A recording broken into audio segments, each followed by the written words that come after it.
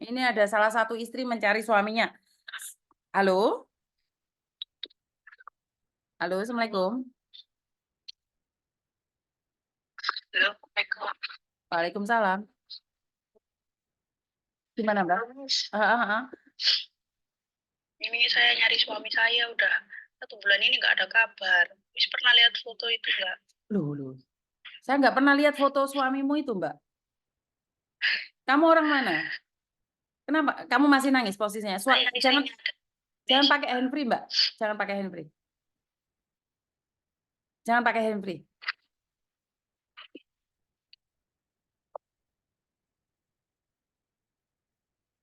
Halo? Halo, Jangan pakai handfree biar suaranya jelas. Mumpung Miss Yuni lagi live nih. iya. Gimana? Ini saya nyari suami saya. Lah suamimu kemana? Di mana? Bilangnya tuh kerja di Makau nih. Suaramu waduh, Mbak, nggak denger, Mbak. Bilangnya tuh kerja di Makau Miss, tapi nggak ada kabar udah 1 bulan ini. Katanya kerja di Makau tapi nggak ada kabarnya 1 bulan ini. Iya. Terus ada nomor Hongkongnya ya. Terus saya Terus? telepon itu aktif, nggak diangkat. Terus? Terus keluarganya tuh semua nyariin, khawatir Miss. Terus? Dia kerja di apa, sayang? Di Hong Kong itu kerja apa? Saya juga nggak tahu ya kerja apa di Hong Kong. Bilangnya itu September itu kerja di Makau, dapat kontrak 1 tahun. September, Oktober, Desember, Januari itu masih ada komunikasi. Terus Februari ini itu udah hilang komunikasi. Di telepon nggak bisa, di chat nggak di. Posisinya di Makau atau di Hong Kong sekarang katanya? Oh, ini. Suaramu Telepon pedot-pedot, Mbak. kata orang Aku nggak dengar suaramu pedot. aktif, berarti posisinya di Hong Kong katanya gitu. Loh, ini nomor saya, nomor Hong Kong aktif juga, tapi posisi saya ada di Indonesia. Emangnya tahu dari mana posisi dia ada di mana, Mbak? Kan nggak tahu.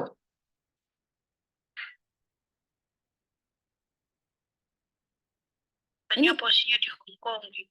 posisinya di Hong Kong. Lah mungkin ada yang jaga sekarang. Lah kenapa kamu izinkan suamimu ke luar negeri, apalagi Hong Kong atau Makau, Dok? Saya nggak ngizinin ya, tapi orang tuanya itu dia pasti dia nurut ke orang tuanya yang biayain berangkat ke Hongkong juga orang tuanya. Saya juga nggak bakal diturutin Miss, orang dia lebih ini ke orang tuanya, lebih pentingin orang tuanya. Oh, yang nyuruh orang tuanya untuk dia ke luar negeri. Iya, terus dulu pas di Makau katanya kan di Hongkong nganggur ya, terus saya suruh pulang, tapi itu nggak mau. Saya giniin, saya beliin tiket pulang, terus dia tuh nggak mau Miss. Lah dia nggak mau, kenapa kamu nyari sekarang, sayang? Orang tuanya yang ini, orang tuanya yang sedih. Kalau saya nggak nyariin, cuma nyari apa, buat nyari kepastian gitu. Kalau misalnya ya memang di sana udah ada yang lain ya, saya bakal lanjutin cerai gitu Miss. Iya, saya nggak sudon ya, sayang ya, karena di Hong Kong itu nggak ada job cowok, apalagi nggak bisa bahasa. Jadi, Iya, eh, kalau juga kalau katanya gitu. betul. Kamu bisa lihat di di Google ya, kamu searching ya di Google ya, Ndek, ya. Uni TKW Hong Kong job cowok. Di situ banyak sekali penjelasan saya tentang job cowok. Jadi di situ itu tidak mudah untuk mendapatkan job cowok. Itu aja sebagai bekal buat kamu deh. Jadi kamu lihat deh di Google, kamu ketik Uni TKW Hong Kong job cowok. Jadi kalau suamimu gimana, sayang? Udah sering saya nonton YouTube-nya Miss Juni kok. Sering juga tak kirim suami saya di Hongkong loh, nggak ada job cowok. Terus kamu kerja di Hongkong itu kerja apa? Wong Miss Juni lo bilang nggak ada job cowok di Hongkong. Kirim suami saya gitu, tapi katanya dia cuci piring kerjanya part time gitu. Ya, kalau dia nggak ada, saya nggak sudon ya, Dok ya. Berdasarkan pengalaman saya saja ya. Ada dua kemungkinan. Satu, dia ditangkap polisi dan dipenjara. Kedua, dia ditangkap oleh perempuan dan tidak diizinkan untuk komunikasi dengan keluarga. Jadi ada dua. Kalau dia memang pekerjaannya cuci piring loh ya, berarti dia overstay.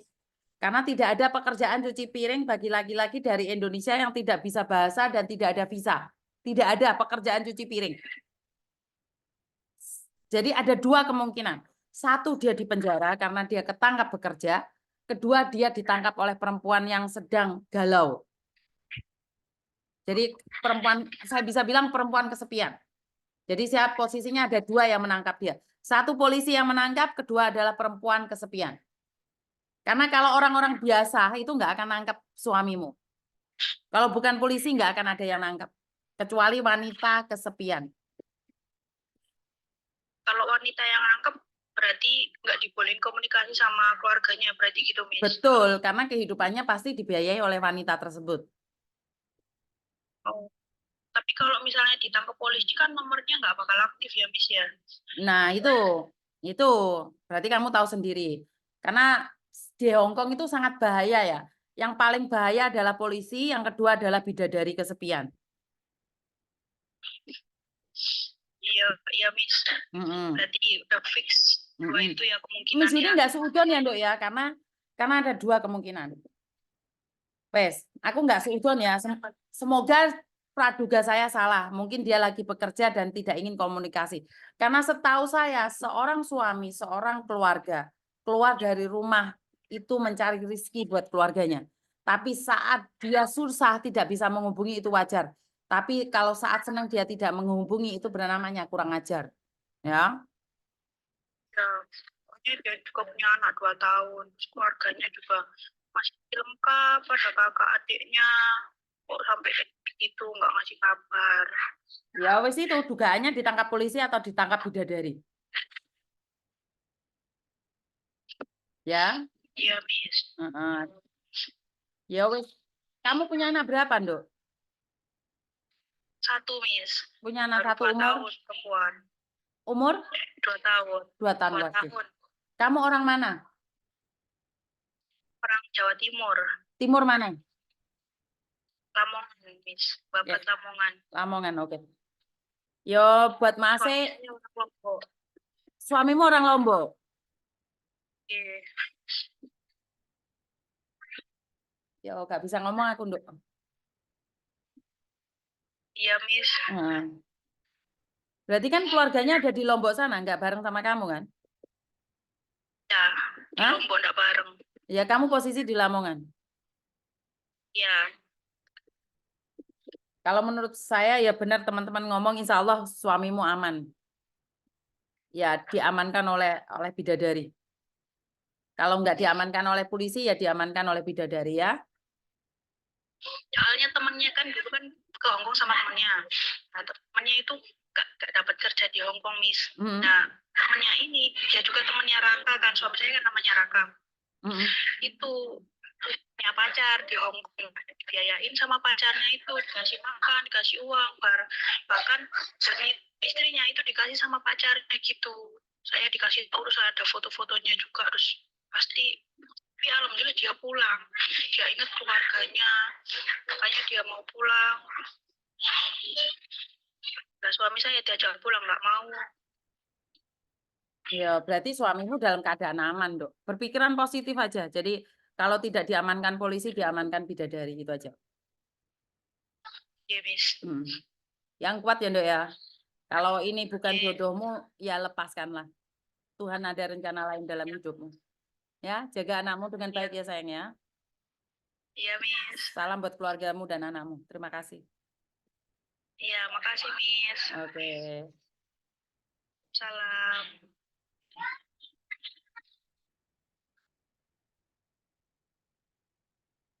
Oke, buat Mas ganteng dari Lombok, istrimu mencari. Jika kamu pernah menikah dengan orang Lamongan, yang laki dari Lombok, yang perempuan dari Lamongan, dan memiliki anak umur 2 tahun, jika kamu mendengarkan konten ini, kasihlah kabar pada istrimu. Jika kamu sudah tidak mencintai istrimu, lepaskan dia. izinkan dia mencari laki-laki lain.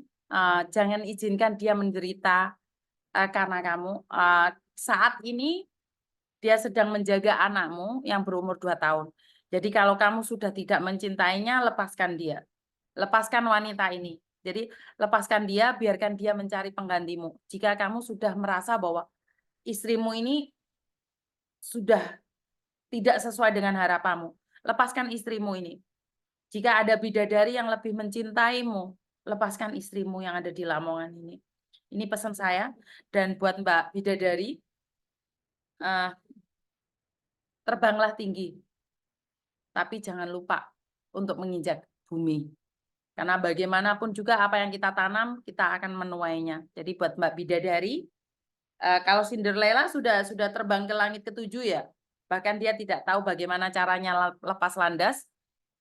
Dan buat Mbak Bidadari yang saat ini mencintai suami orang, lepaskanlah.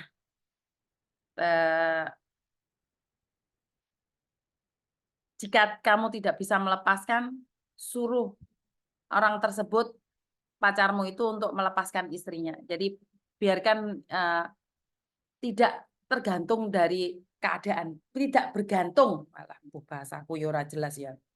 Jadi buat para bidadari-bidadari yang gentayangan saat ini sedang menyandra para arjuna-arjuna suami orang, yakinlah karma itu tidak semanis buah kurma. Jadi lepaskan, hempaskan. Tapi jika kamu menyimpannya, katakan pada si Arjuna ini untuk melepaskan istrinya. Jadi biarkan istrinya itu bisa terbang bebas sesuka-suka dia. Jadi ubah arahmu Mbak, tinggalkan dan masih banyak cara lain untuk bahagia. Aku wis tahu nek posisimu Mbak, biasa tak tinggalne tenan wegah ngejak apian, yo wegah wis mambu wong liya moh. Miss Bidadari kok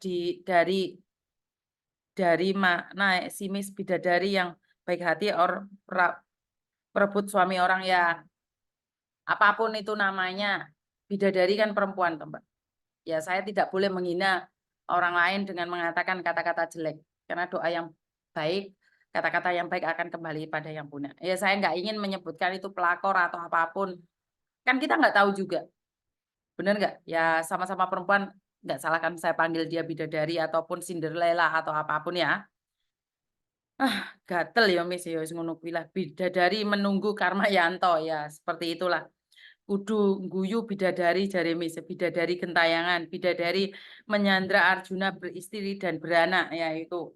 Komennya kalian aktif lek membahas golongane manuk-manuk. Ya, jadi lek wis manuk-manuk iki wis penontonnya 0500.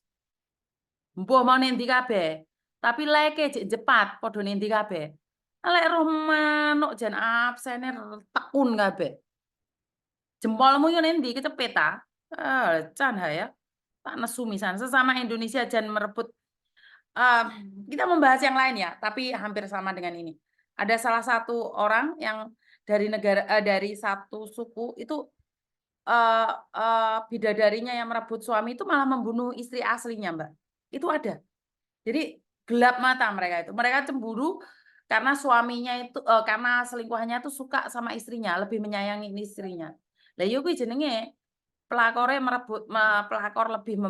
lebih ganas daripada istri asli. Pelakor lebih ganas daripada istri asli. Oke, Mbak Nuri lagi telepon ini. Kita angkat sebentar. Halo. Loh, kok kan suarane iki? Halo.